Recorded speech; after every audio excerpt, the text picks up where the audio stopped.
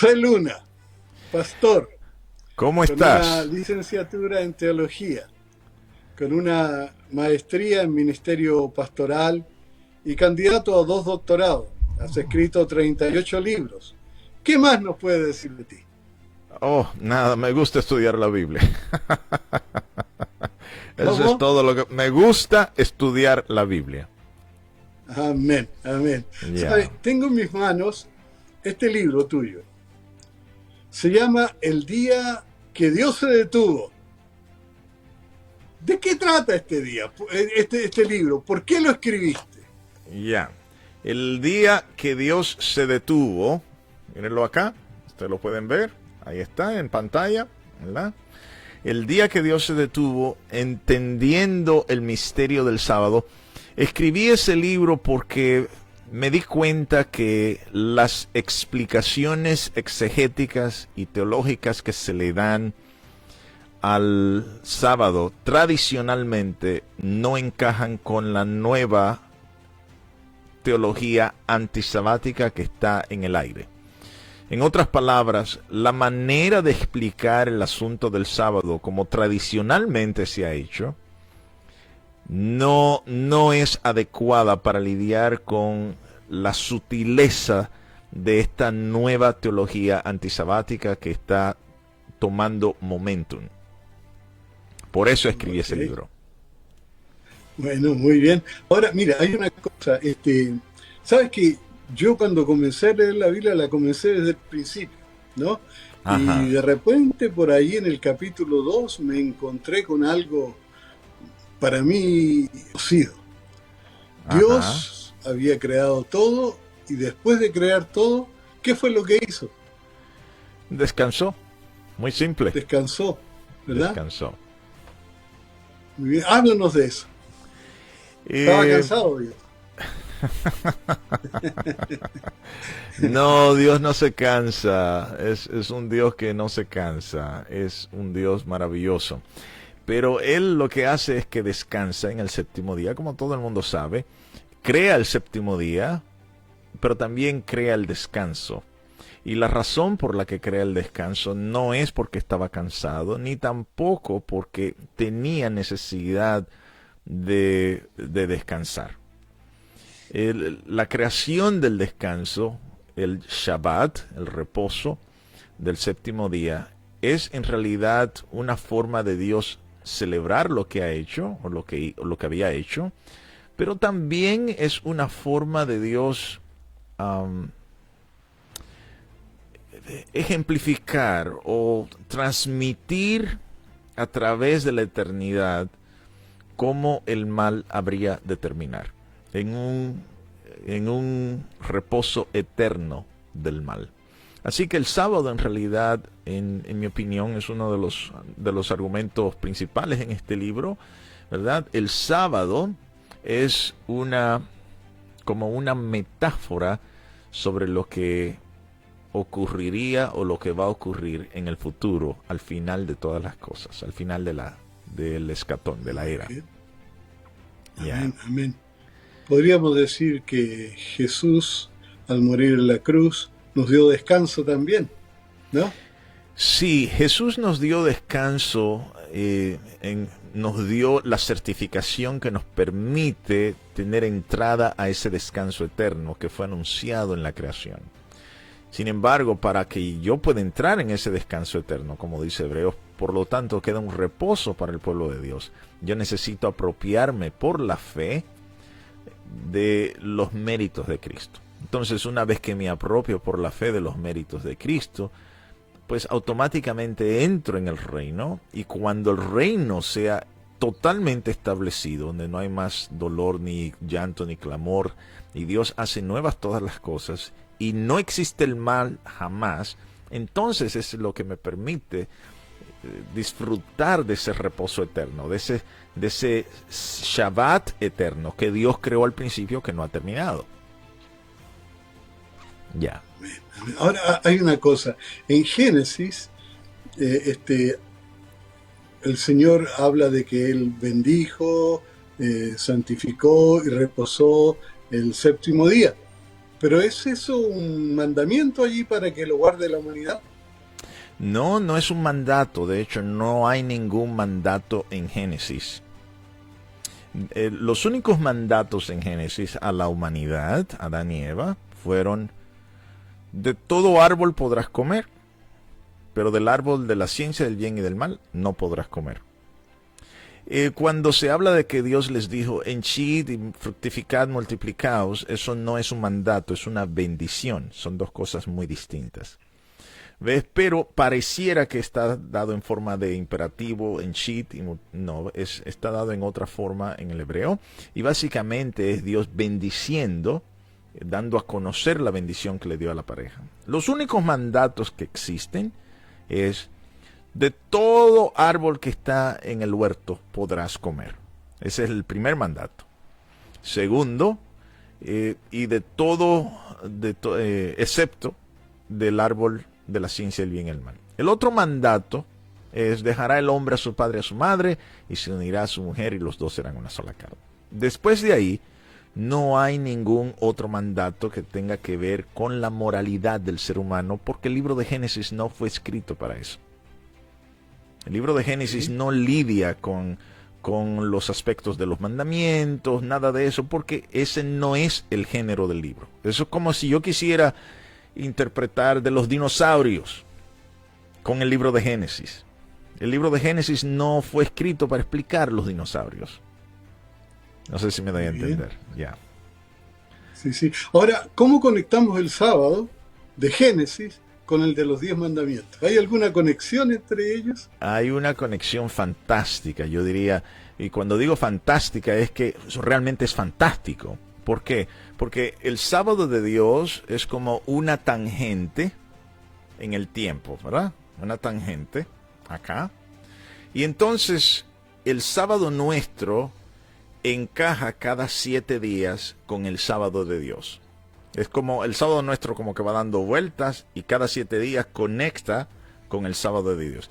Y entonces usted dirá: eso suena fantástico, pero es precisamente eso lo que nos enseña el libro de Éxodo, donde habla de el Shabbat Shabbatón, que no es el Yom Kippur.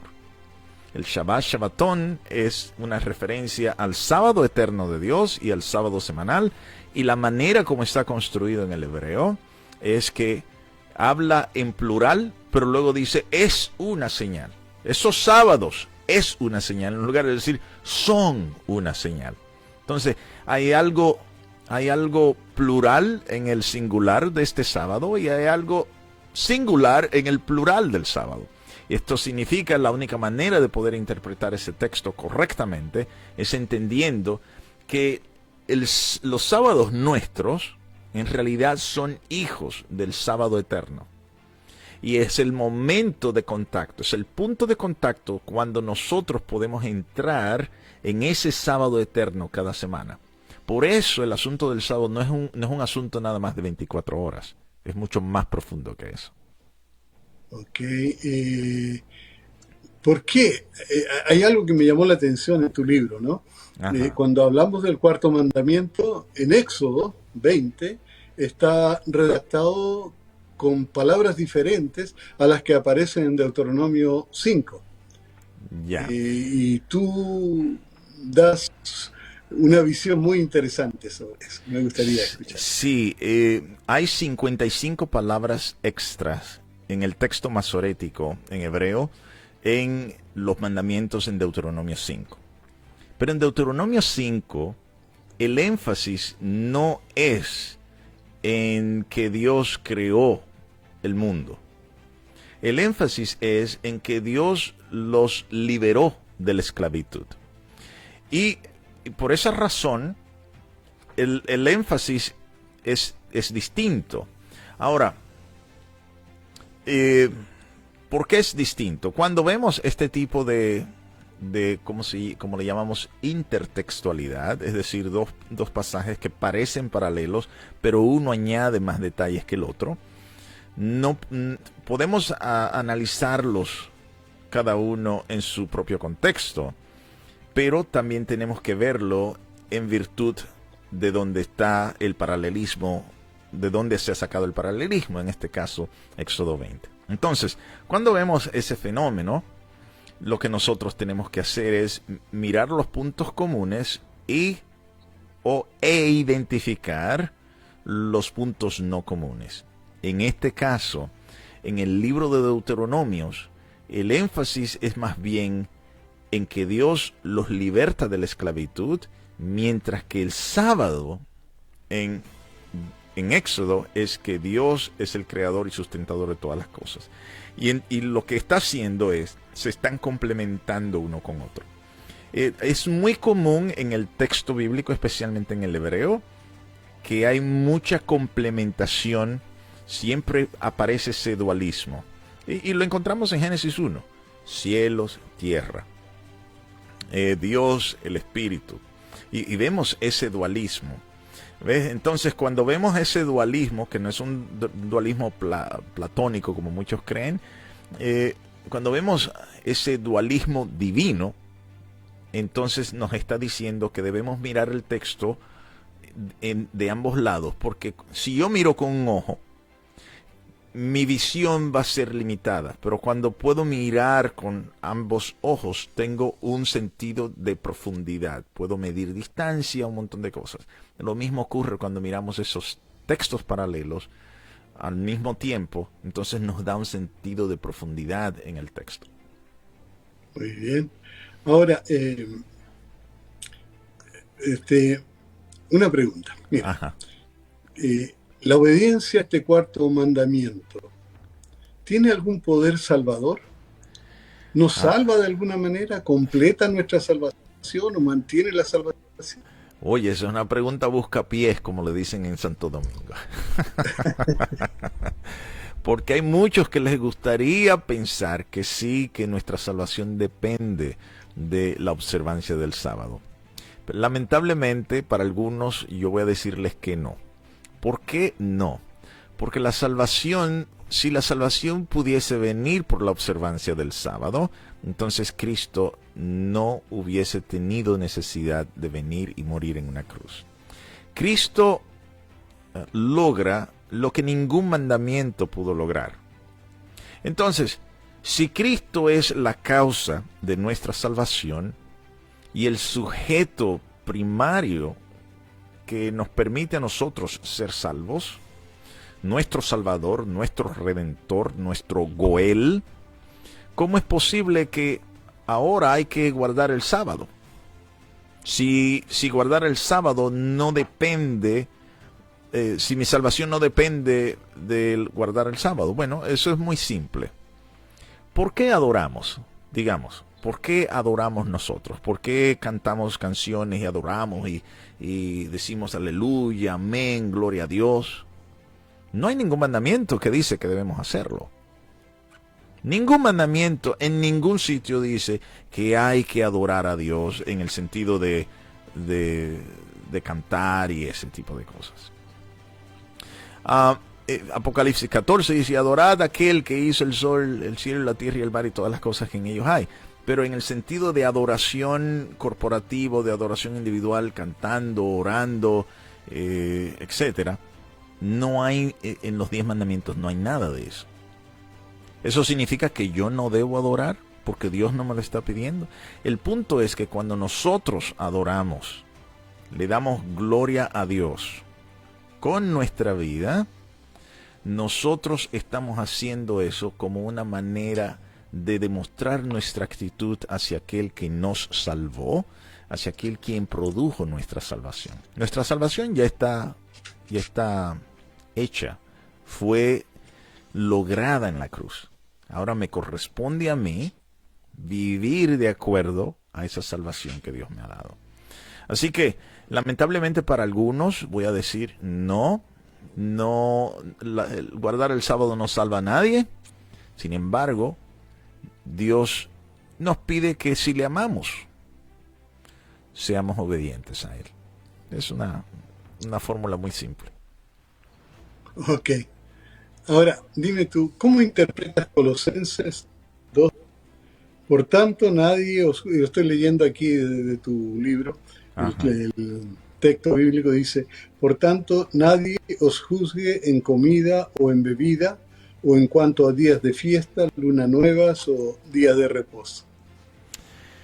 Bueno, los que quieran ver el análisis, hay un capítulo completo para eso que se llama Los sábados en Colosenses. Y lo que yo estoy diciendo en ese capítulo es que muchos lamentablemente argumentan que los sábados en Colosenses son sábados ceremoniales.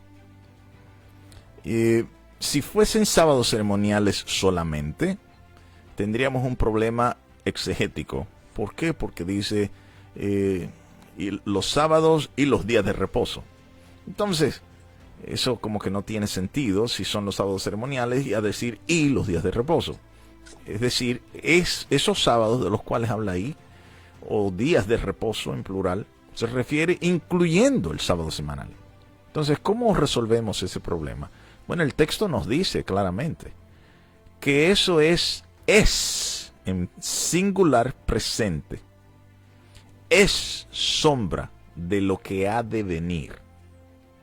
Es decir, no dice fueron sombras o han sido sombras.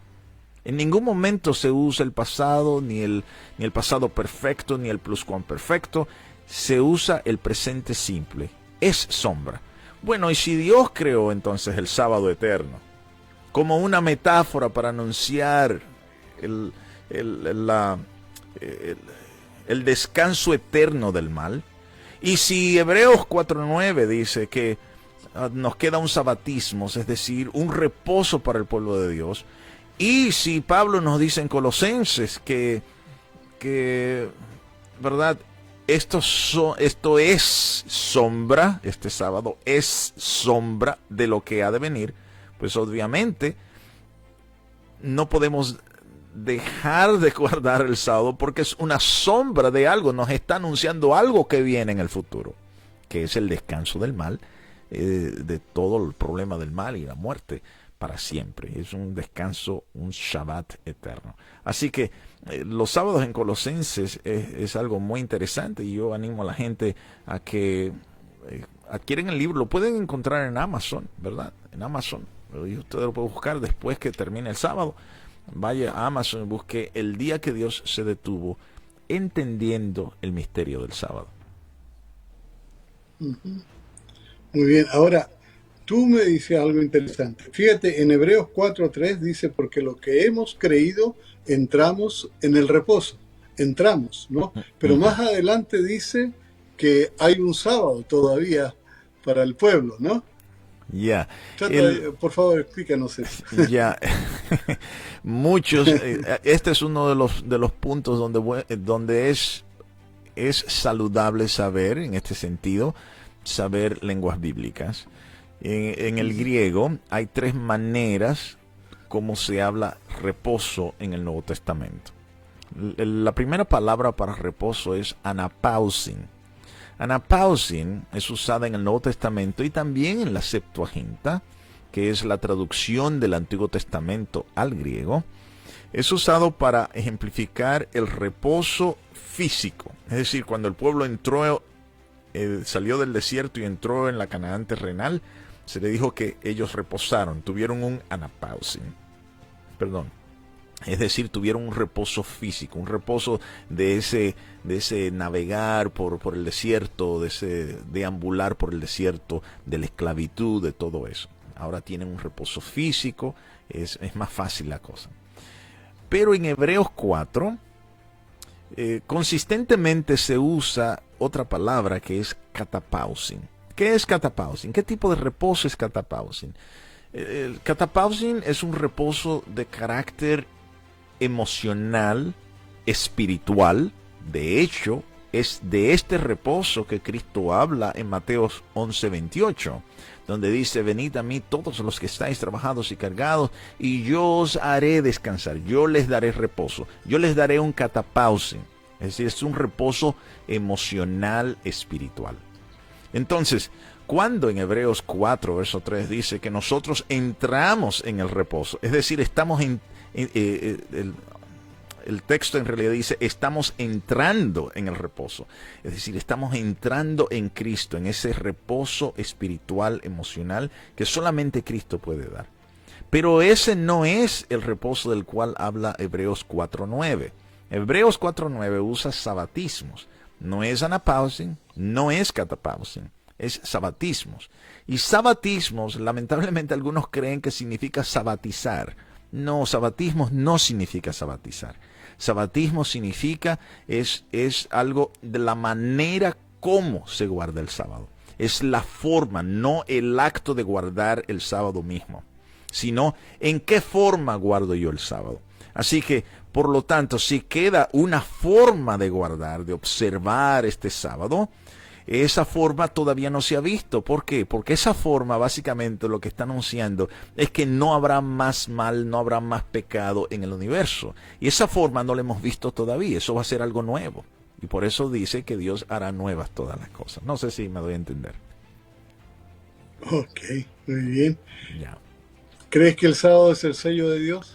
No, absolutamente no. El sábado no es el sello de Dios, lamentablemente. El sábado, al igual que la circuncisión, es una señal. Una señal no es el sello. Cada vez que hay un pacto, Dios da una señal identificadora de ese pacto que se hizo. Entonces, cuando hizo el pacto con Noé, Dios le dio la señal del arco iris. Cuando hace el pacto con Abraham, Dios le da la señal de la circuncisión. Cuando hace el pacto con Israel, Dios les da la señal del sábado. Pero ¿cuándo viene el sábado? ¿Cuándo vino la circuncisión con Abraham? Si ustedes observan, capítulo 19 de Génesis es cuando Abraham se circuncida. ¿Pero qué pasó? ¿Qué pasó antes? Bueno, el capítulo 23, donde Abraham se circuncida. No me acuerdo qué capítulo, pero los capítulos anteriores a la circuncisión de Abraham, los capítulos anteriores, lo que están hablando es del problema que tuvieron Abraham, Sara y Agar, donde Abraham cedió a la idea de Sara de tomar a Agar la esclava para procrear un hijo, usarla como una madre subrogada. Entonces, Dios nunca estuvo de acuerdo con eso porque Abraham nunca le preguntó a Dios.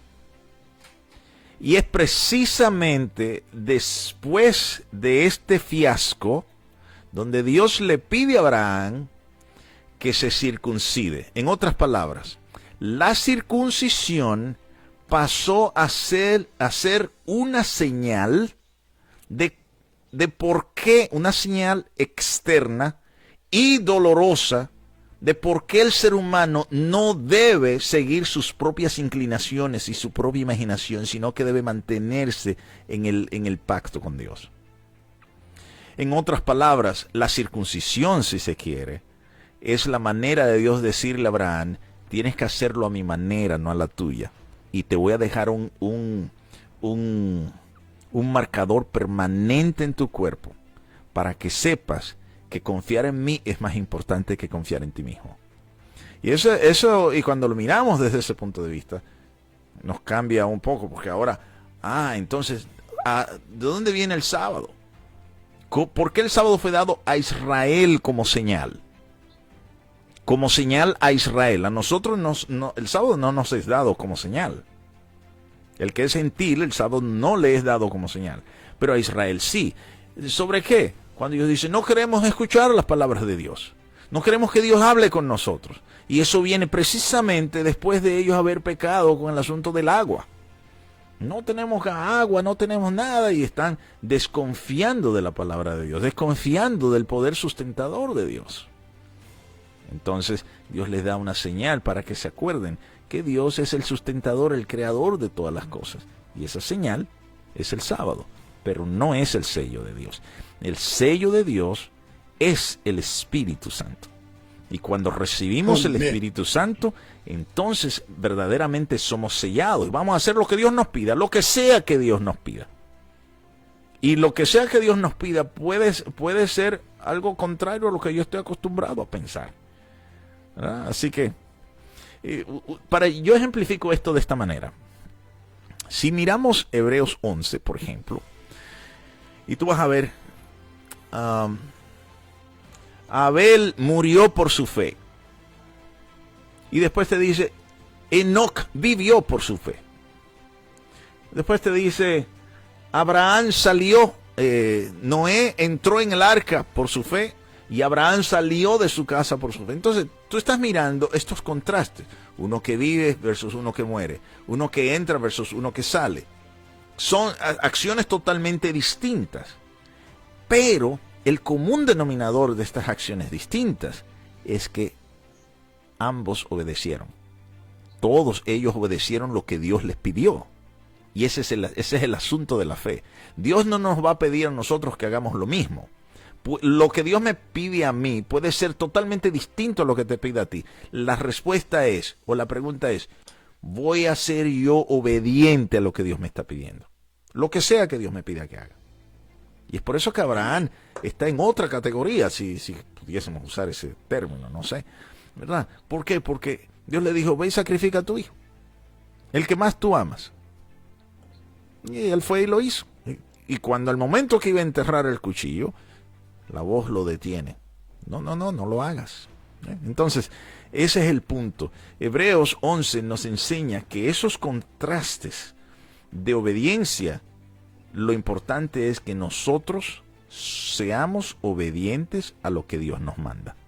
Lo que sea que sea, lo que fuera que sea eso. Y la última pregunta, hermano. Okay. Tengo una última. ¿Qué significa observar el séptimo día? Oh boy. Observar en las patas de los caballos, ¿verdad? Yeah. Yo tengo un capítulo solamente para eso. ¿Qué significa realmente? El significado de observar el séptimo día es un asunto de reconocimiento. Cuando yo observo el séptimo día, el día que Dios estableció como una metáfora para que yo recuerde, para que yo actúe como Él, a su imagen y semejanza. Lo que yo estoy haciendo es, yo estoy reconociendo quién es mi creador. Yo estoy dándole reconocimiento a aquel que me da la capacidad no solamente de pensar, sino también de trabajar, lo que en hebreo se llama melaja o abodá. Abodá es el trabajo con las manos, melaja es el trabajo creativo con la mente, etcétera, que es el trabajo del cual habla Génesis 1 y 2 que Dios hizo. Entonces, cuando yo guardo el sábado, yo estoy reconociendo eso de Dios. Yo estoy específicamente entrando en el tiempo de Dios. El tiempo eterno, esa tangente eterna, que es el sábado, ¿verdad? Yo estoy entrando en ese tiempo y básicamente disfrutando cada semana un pequeño pincelazo de lo que será la eternidad. El problema que nos... Una cucharada, sí. ¿Mande? Dígame otra vez. Cucharita, sí. Exacto, eso es dándonos como unas cucharaditas de miel ahora, antes que venga el plato principal. Entonces,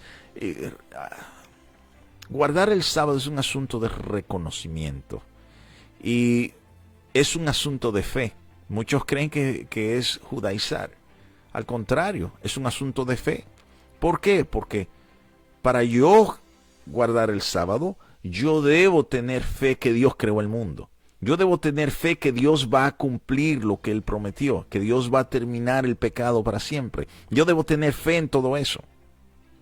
Y el guardar el sábado es una manera tangible de demostrar esa gratitud, ese agradecimiento. Muchas gracias, hermano. Muchas gracias. Yo creo que vamos a tener que conversar alguna vez, otra vez, ¿no? Claro, cuando guste, cuando guste. Gracias. ¿Ya? Dios te bendiga. Dios te bendiga. Gracias, Pastor Leiva. El Pastor Leiva es pastor de la Iglesia Bautista del Séptimo Día. Para los que no sabían, durante los tiempos coloniales, la Iglesia Bautista del Séptimo Día era la iglesia más grande de las 13 colonias en Newport, Rhode Island. Tenían 908 miembros, ¿verdad? Y muchos de los que guardan el sábado a nivel mundial hoy en día realmente vinieron de los bautistas del séptimo día y aprendieron el sábado de ellos. Así que, felicitaciones, pastor. Gracias, hermanito, y que Dios te bendiga mucho. Un abrazo. Bye bye. Un abrazo.